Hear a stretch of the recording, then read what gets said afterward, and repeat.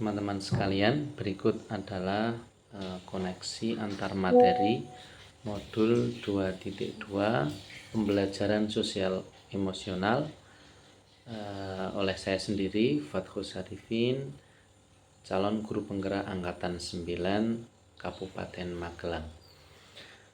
Sebagai awalan, ada pertanyaan yang memandu kami untuk mengulas seputar koneksi antar materi modul 2.2 pembelajaran sosial emosional. Yang pertama adalah apa kesimpulan tentang perubahan pengetahuan, sikap, dan keterampilan sebagai pemimpin pembelajaran setelah mempelajari pembelajaran sosial dan emosional. Jadi kesimpulan berupa pengetahuan, keterampilan, dan sikap setelah mempelajari ini adalah bahwasanya satu, pembelajaran sosial emosional itu merupakan hal yang sangat penting untuk ada dalam suatu pembelajaran, dalam suatu pendidikan. Nah, di Indonesia ini termasuk sangat menarik karena sebelum-sebelumnya pendidikan sosial emosional itu tidak terlalu dilihat, dikaji, dan dilakukan. Padahal berdasarkan penelitian yang pertama bahwasanya sosial dan emosional seseorang itu akan sangat mempengaruhi prestasi akademiknya. Jadi artinya ketika kita berbicara sosial emosional yang ada pada diri kita, itu kita ternyata berbicara juga tentang hal-hal yang dapat mendukung pembelajaran kita. Jadi yang sebelumnya sosial emosional itu dianggap adanya itu tidak perlu diadakan, sedangkan dalam di sini sosial emosional itu harus disengaja supaya anak-anak sedari dini sudah kenal tentang sosial emosional, mulai dari kesadaran diri, manajemen diri, kemudian tentang pengelolaan emosi, kemampuan berrelasi, menumbuhkan empati, mencoba berlatih mengambil keputusan yang bertanggung jawab, dan lain sebagainya. Jadi yang pertama terkait dengan pengetahuan, bahwasanya kami sebagai guru merasa sangat baru sekali ternyata pembelajaran sosial emosional itu pertama di luar negeri itu sudah sangat lazim, tetapi di Indonesia termasuk yang masih sangat minim dan kurang mendapat perhatian. Tapi sejak Merdeka Belajar ini hadir, salah satunya adalah menarik sekali bahwa pembelajaran sosial emosional itu sangat diupayakan supaya bisa ada dalam lingkungan belajar atau kelas. Yang kedua, keterampilan, bahwasanya setelah mempelajari modul ini kami sangat tertarik untuk mencoba beberapa kegiatan, diantaranya adalah kegiatan eksplisit. Jadi sosial emosional itu bisa dieksplisitkan. Jadi yang sebelumnya itu barangkali tidak disengaja, eksplisit itu disengajakan supaya pembelajaran sosial emosional itu benar-benar terbentuk, benar-benar menjadi satu skenario yang fokus dalam upaya untuk melatih keterampilan sosial emosional. Jadi diantaranya adalah metode STOP, kemudian ada yang lainnya, kemudian ada beberapa yang lain selain metode STOP, yaitu adalah berusaha untuk mindfulness. Kegiatan mindfulness itu bisa dengan mindfulness seeing dan mindfulness listening. Jadi keterampilan seperti itu dalam rangka untuk menciptakan suatu kegiatan yang eksplisit untuk membuat skenario pembelajaran sosial emosional. Kemudian juga kita memiliki keterampilan lain berupa KSE yang terintegrasi. Jadi boleh juga selain eksplisit, KSE itu diberikan cara integrasi. Jadi dalam suatu rancangan pembelajaran, skenario pembelajaran, nanti di dalamnya berkaitan dengan materi itu bisa kita sisipkan kegiatan sosial emosional. Dan ini sifatnya sangat banyak, luas, dan terbuka. Dalam diskusi, misalnya dalam diskusi kita bisa menyelipkan tentang keputusan yang bertanggung jawab, tentang kemampuan berrelasi, mendengarkan, menyimak pendapat orang lain, dan lain sebagainya. Atau misalnya terkait dengan kesadaran diri dalam suatu contoh, kebetulan yang kemarin kami praktekkan adalah ada pembelajaran tentang daerah tempat tinggalku, di mana di sana adalah salah satu tujuan pembelajaran untuk mengenali tokoh yang ada dalam tempat tersebut. Misalnya saja dalam kegiatan tersebut adalah kami mengupas seputar Perang Diponegoro, tentang tokoh Diponegoro di Kabupaten Magelang. Nah, di antara kegiatan yang coba kami lakukan untuk menghadirkan mindfulness dan menciptakan PSE secara terintegrasi, itu adalah dalam salah satu skenario ada anak di mana dia nama kegiatannya adalah Aku di Sana. Aku di Sana itu adalah kami akan secara bergiliran mengajak anak untuk menjadi salah satu aktor dalam kisah tersebut, lebih-lebih dalam kisah yang ada gejolak emosionalnya, yaitu ketika Diponegoro dijebak di Karisidenan, yang awalnya diajak untuk berunding ternyata dilucuti senjatanya dan Diponegoro malah ditangkap untuk diasingkan, sampai-sampai ada salah satu tanda bukti kursi yang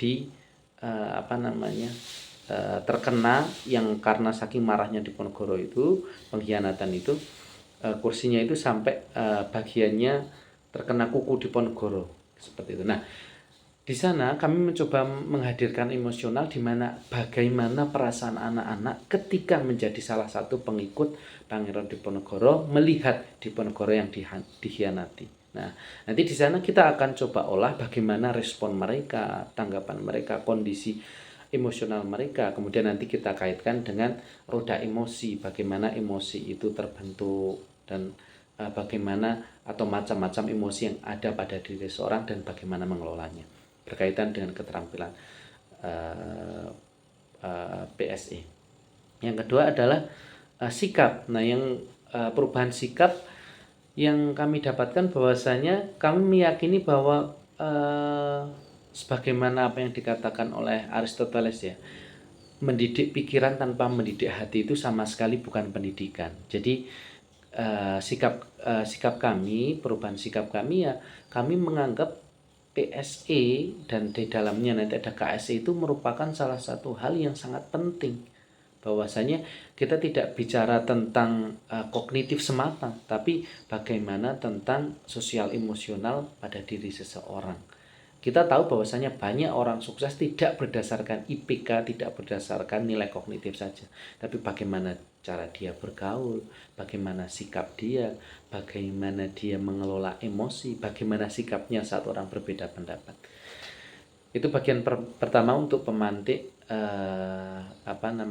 koneksi antar materi modul 2.2. Yang kedua adalah apa kaitan pembelajaran sosial dan emosional yang telah Anda pelajari dengan modul-modul sebelumnya.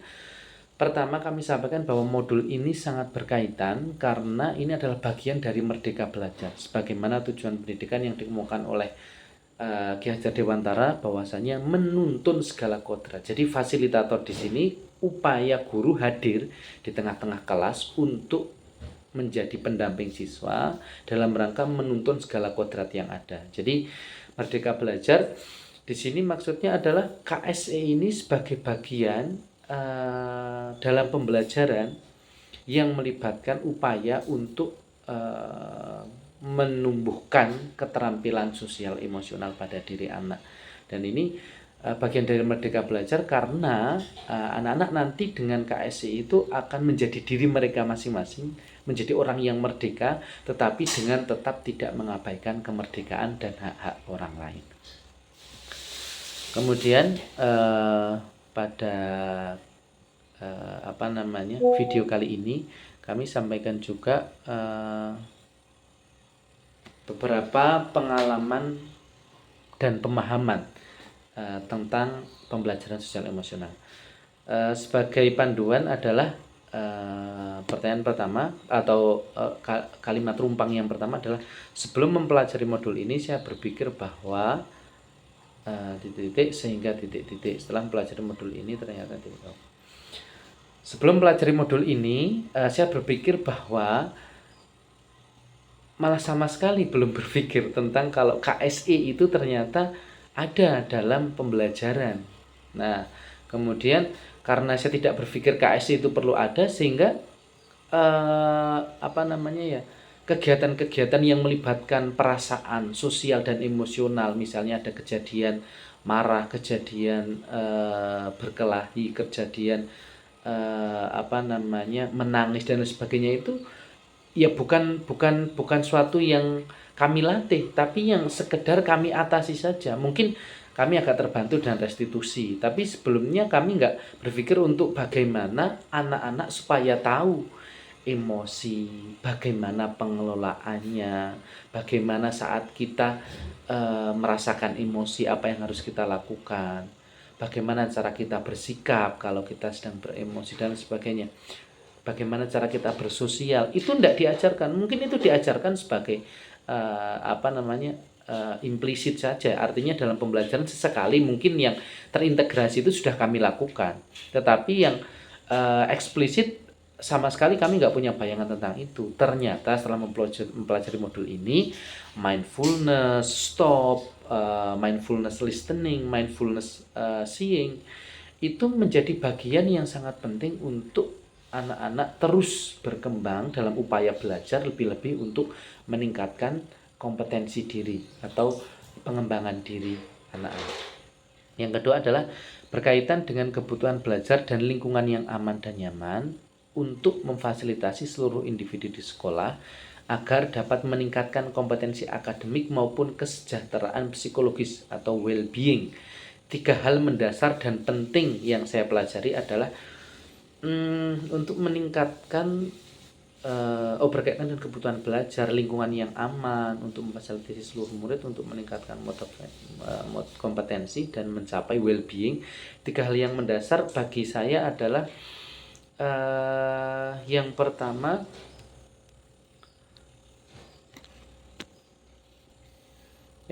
adalah tentang peningkatan 5 KSE. Jadi 3 hal mendasar yang menurut kami penting adalah peningkatan 5 KSE ini. Kalau tadi pembelajaran sosial emosional, di dalamnya itu adalah KSE, kompetensinya.